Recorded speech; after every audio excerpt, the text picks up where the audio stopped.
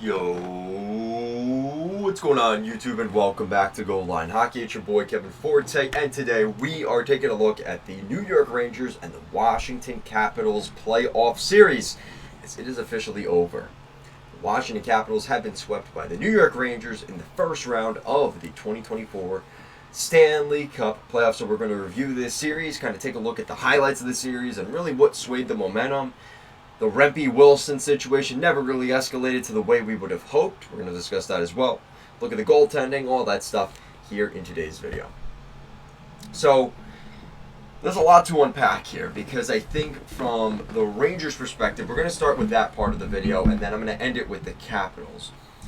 So, for the Rangers here, this is a series that the Rangers, they knew they wanted to assert their dominance early, right? They won the President's Trophy. They wanted to use that to their advantage and play maybe an easier opponent. And I really thought the Washington Capitals would put up more of a fight.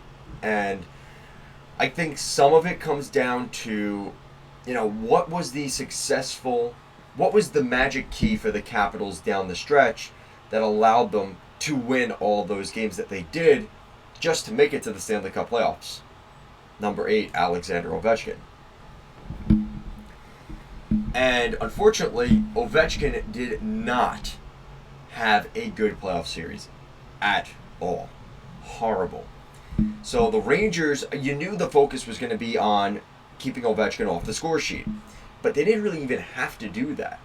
So, when you're looking at the Rangers team here, and I want to preface this, the Capitals were not fully healthy. I will say that right now, and we're going to talk about that when the Capitals get on.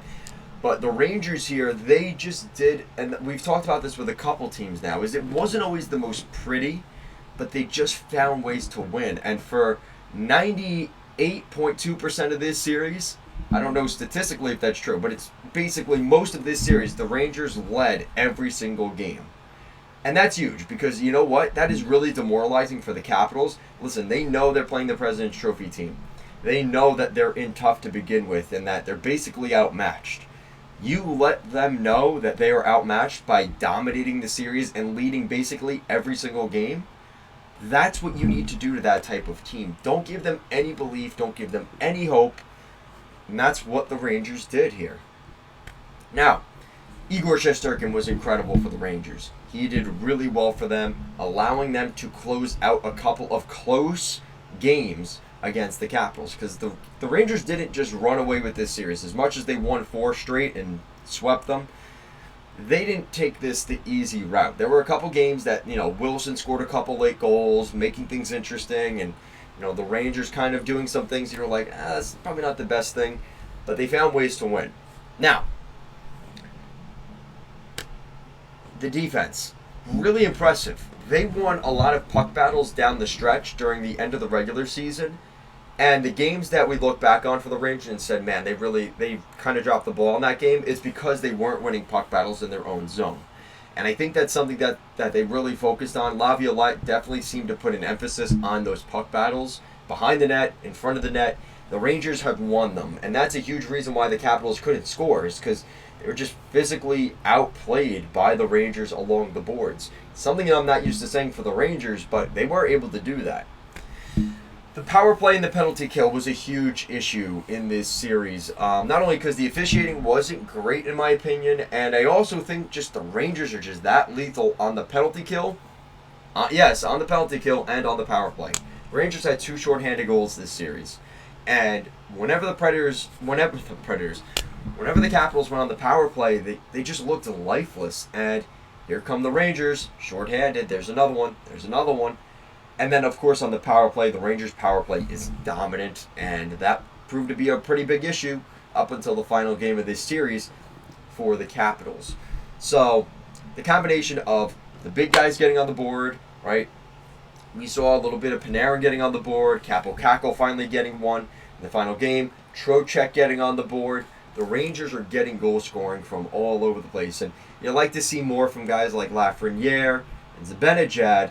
But the Rangers are finding a way just to get the puck across the goal line. Just finding ways to win. And that's kind of where we're at with this team, is the forwards, defense, and goaltending are all playing well enough where they're able to do what they did in this series and get a sweep. Now, I will end it with this for the Rangers: is 52% of the time when you sweep in a round, 52% of the time you actually lose and get eliminated in the next round.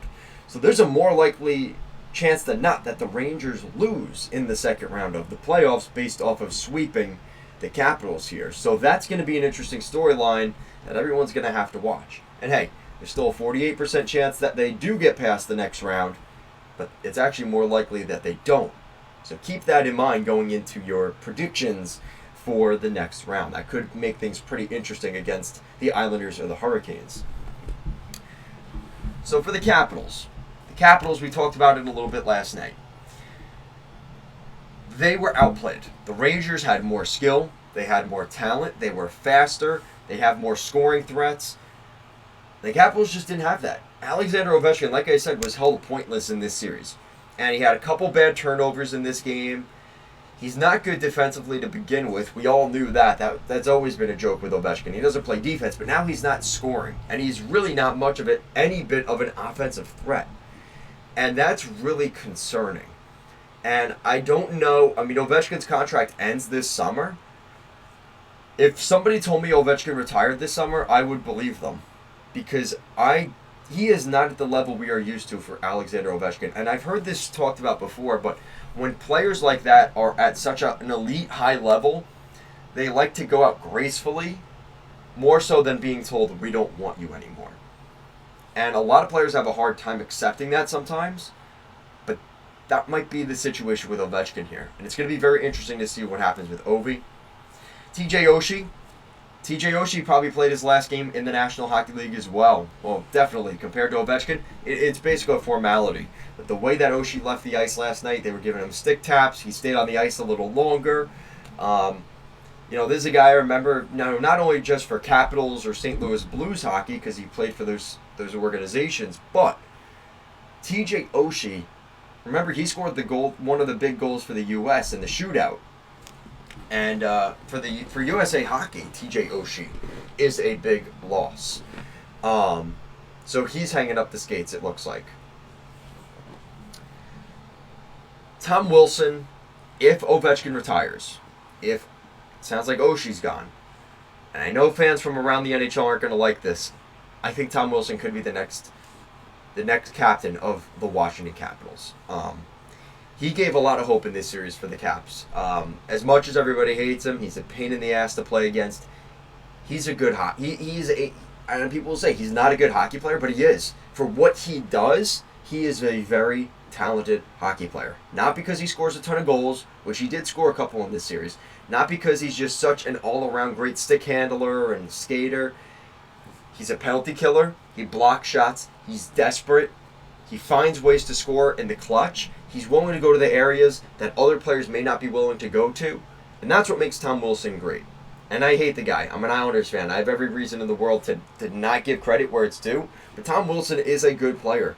And he gave life to the Capitals in this series. And if there was any chance that the Capitals had of potentially coming back and winning this series, a lot of that was going to be on the back of Tom Wilson. But unfortunately for Wilson, it was asking for too much from one guy. And unfortunately for the Capitals, we didn't see enough from Dylan Strome. We didn't see enough from Sonny Milano. Those guys didn't really produce the way I was hoping they would. And that's kind of where things fell apart for this team, unfortunately. I look at Nick Jensen. He has not been good. That's a guy I would be completely fine if the Capitals got rid of. And I hate to say that, but Nick Jensen did not have a great Game 4. He's a huge reason they lost Game 4.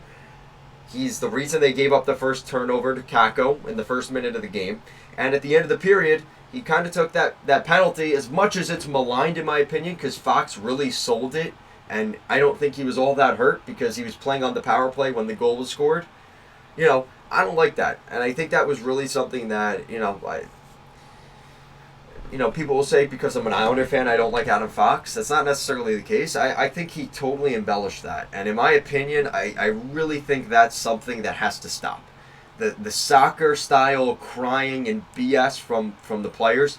And then next thing you know, you're on the power play like within a minute, He didn't even go to the locker room or just go to the bench even. Just sit on the bench for 30 seconds. He couldn't even do that. That's the crap that is really frustrating, and that's something the league has to figure out, because that kind of stuff is not okay in my opinion. It was a hit, it was a trip, but the way Fox handled it, I'm not a fan of at all. And the way Tom Wilson went at him after the goal was scored, as much as it looks like he's frustrated and being kind of a crybaby, no. No, that's a disrespect to the league, and in my opinion, I actually agree with Wilson on that one. Okay, so now we got that out of the way. So I talked about Charlie Lindgren going into this series. He had to stand on his head. And, he did have a couple games where he played fairly well, but he gave up goals at the wrong time. And sometimes that was just too much. And he just wasn't able to outduel Shesterkin. Shesterkin had enough opportunities where he had a 1 or 2 goal lead going into the third, and he just had to close it out. And that's what he did in most of those games. Charlie Lindgren did fairly well, but just, like I said, not good enough. And ultimately, he's not the blame for this series, but he's definitely not the reason they could have potentially won this series, unfortunately. And that's kind of how things went there. Now, here's the optimism coming out of me, because, last year the Hershey Bears won the Calder Cup, and a lot of these guys that are younger for the Capitals played on that team with Hershey last year that won the Calder Cup in Coachella Valley. Now, the good news is they're playing well right now in Hershey. They're in the playoffs right now against Lehigh Valley. So, they're in the playoffs again, hoping to go on a run. For some of these younger players, maybe seeing another long playoff run environment. Yeah, it's different than the NHL, but it's similar. Seeing those guys go back to Hershey, play well, hopefully win repeat Calder Cups, that could be the best thing to happen here for the Washington Capitals. And I really am impressed from what I saw from some of the younger players on this team. I really like what I saw from Martin Fehervary. He picked up 2 goals in this series. He wasn't the best defensively at points. He has to get better with that, but he is contributing offensively, which is a good sign. There's another offensive threat on the blue line other than Carlson. Hendrik Lapierre, he scored in this game. He tied the game in the second period to make it 2-2. Really nice to see him continue scoring. Hopefully he continues in Hershey. And same thing for Connor McMichael. I know he really didn't produce much in this series, but he was more of an intangibles guy. He played well in the games he played. He just wasn't able to produce on the ice in terms of scoring goals and getting on the stat sheet. But I really like what I've seen from Connor McMichael. I think McMichael and Lapierre are a really good center core for the Capitals moving forward. And listen, everybody's saying this team's going to need to rebuild, retool. It's already in flight. It's already in action for the Capitals, and some of these guys haven't even left yet for the Capitals. Now, there is hope from some of the other players, like Ivan Morozdachenko, who we saw a little bit, and of course Ryan Leonard. And Ryan Leonard is going back to BC next year, so he'll be at Boston College next season, but maybe in the springtime around, maybe game 70 to 75, maybe depending on how things go in the Frozen Four for BC, maybe he's able to come down and play for the Capitals for the final couple games of the year. Who knows? With that said, though, I think this is the end of an era for the Capitals. Like I said, I think Oshie's going to retire. We're going to see what happens here with Ovi. But I think they're going to miss the playoffs the next year, maybe 2. I think this is a team they need a little bit of a reset. They could use another goaltender. Darcy Kemper's situation really makes it tough, though. He's got 3 more years left on that deal, and I don't know if he's going to be able to play a full season again. So, in all honesty, I'm really happy with what I've seen from the Washington Capitals, despite the series they were up against. Give credit where it's due for the Rangers for the most part. Adam Fox, got to cut that stuff in the second round. I didn't like that. But nonetheless, the future is bright for the Capitals. This isn't going to be a full teardown, and it takes 10 years for the Capitals to come back. That's not the case. They've got a good They got a good group of young players that are already developing, all ready to come up and take their opportunities. And a lot happened wrong for this team this year. They lost Backstrom. They lost Kuznetsov. Really, they lost Ovechkin. He did not play the way that we're used to him playing. And they just kind of got far enough to say we made it to the playoffs, and unfortunately that's kind of it. So let me know what you guys think in the comment section down below. What do you guys think of this series? Were you impressed with this series by the Rangers' perspective? Were you kind of like, wow, the Capitals didn't deserve to make the playoffs? I tend to disagree with that. I think the Capitals, probably the only other team I think that had a chance of beating the Rangers was the Pittsburgh Penguins. I think the Penguins would have put up the best fight against the Rangers. But, talking about Buffalo and the Red Wings, in all honesty, guys, against this specific matchup in the Rangers, I do not think either of those teams would have done all that well. So, let me know what you guys think down below. Guys, thank you so much for watching this video, and I'll see you again next time. Peace out, guys.